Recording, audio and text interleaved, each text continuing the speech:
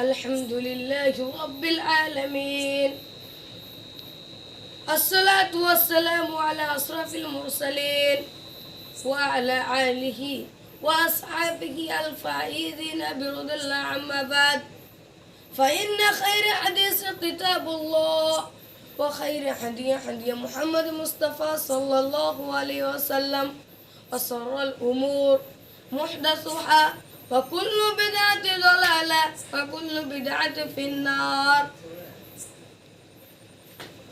حضرت محترم، آج کے اس پروگرام میں جمع ہونے کا ایک ہی مقصد ہے. میں آپ سبھی کے سامنے کچھ قرآن کے مطابق کہنے کے لیے کھڑا ہوا ہوں. انشاءاللہ آپ کے سامنے جتنے بھی ہو سکے میں آپ کو علم دوں گا. حضرت محترم، قرآن تو سب کو ہی پڑھتے ہیں، قرآن تو سب کے گھر میں ہے، لیکن اس کو ترتیل اور تجوید کے ساتھ کوئی نہیں پڑھتا. اسی کے مطابق حضرت جاجری رحمۃ اللہ علیہ فرماتے ہیں، من لم یجود القرآن عاصم، جو قرآن مجید کو تجوید اور ترتیل سے نہیں پڑھتا وہ گنہگار ہے. ترتیل اور تجوید سے پڑھنا نہایت ضروری اور واجب ہے. اور حضرت مصطفیٰ صلی اللہ علیہ وسلم فرماتے ہیں، خیر من تعلم القرآن وعلمہ. آپ لوگ بے شک سن لیجئے، جو قرآن خود سیکھے اور دوسرے کو قرآن کی تعلیم دے، دوسرے کو قرآن پڑھنے کی حکم دے، سب سے اچھے لوگوں میں اس کی گنتی ہو جاتی ہے. خیر من تعلم القرآن وعلمہ، جو قرآن خود سیکھے اور دوسرے بھائی کو سکھائے. قرآن تو سب کے گھر میں ہے، سب مسلمان کے گھر میں ہے، لیکن اس کو پڑھنے والا کوئی نہیں، اس کو سمجھ کے پڑھنے والا کوئی نہیں، اس کو کوئی پڑھنے والا نہیں ہوتا ہے. قرآن تو بہت ہی ضروری ہے. اور جب قبر میں آپ لوگ چلے جائیے گا، منکر نکیر آ جائے گا اور پہلے سوال کر دیا جائے گا، من ربو کا تمہارا رب کون ہے، ماں دینوں کا تمہارا دین کون ہے. ایسے ہی 3 سوال ہوگا.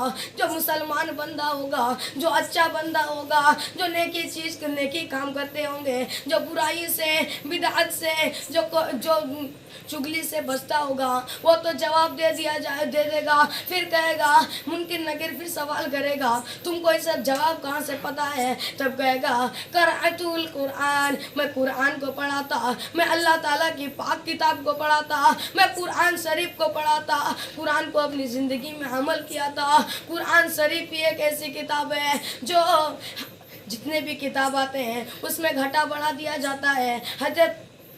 اور قرآن مجید ہمارے آقا محمد مصطفیٰ صلی اللہ علیہ وسلم پر نازل ہوئی. اور جب ایک قرآن اور بہت سارے جیسے حضرت داؤد علیہ السلام پر، حضرت عیسیٰ علیہ السلام پر انجیل نازل ہوئی تو اسی زمین کے اوپر ہوئی. حضرت موسیٰ علیہ السلام پر تورات نازل ہوئی تو اسی زمین پر ہوئی. اور ایک بار جب تورات لینے موسیٰ علیہ السلام جاتے ہیں اور کہتے ہیں، یا اللہ، میں تو تم سے بات کر رہا ہوں لیکن تمہیں دیکھنے کی میری اندر خواہش آئی ہے. تب اللہ تعالیٰ کہتے ہیں، لم ترانی یا موسیٰ، تم مجھے ہرگز نہیں دیکھ سکتے، تم مجھے ہرگز نہیں دیکھ سکتے. تب موسیٰ علیہ السلام کہتے ہیں، میں اللہ تعالیٰ، میرے دل میں ایک خواہش آئی ہے کہ میں تمہیں دیکھوں.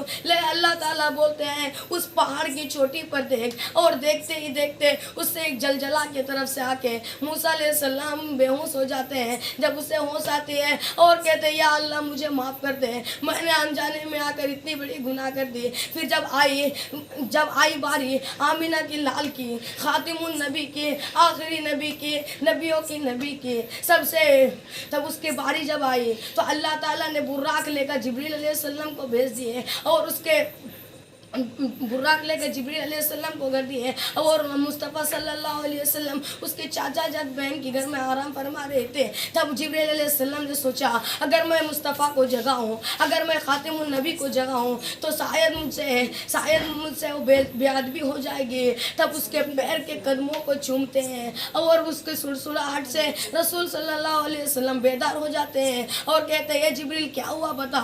بولا، اللہ تعالیٰ کی طرف سے اللہ تعالیٰ نے آپ کو بلایا ہے. اور وہ دونوں چلے جاتے ہیں.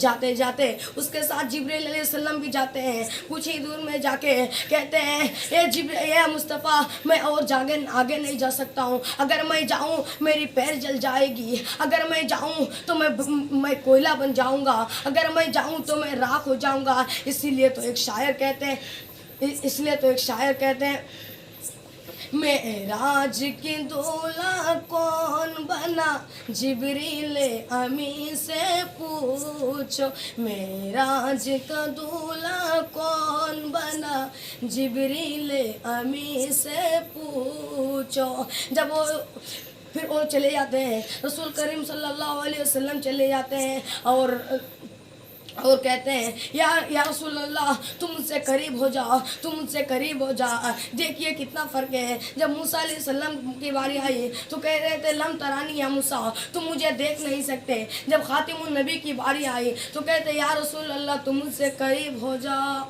میں اسی سے اپنی گفتگو کو ختم کرنا چاہتا ہوں۔ السلام علیکم ورحمۃ اللہ وبرکاتہ۔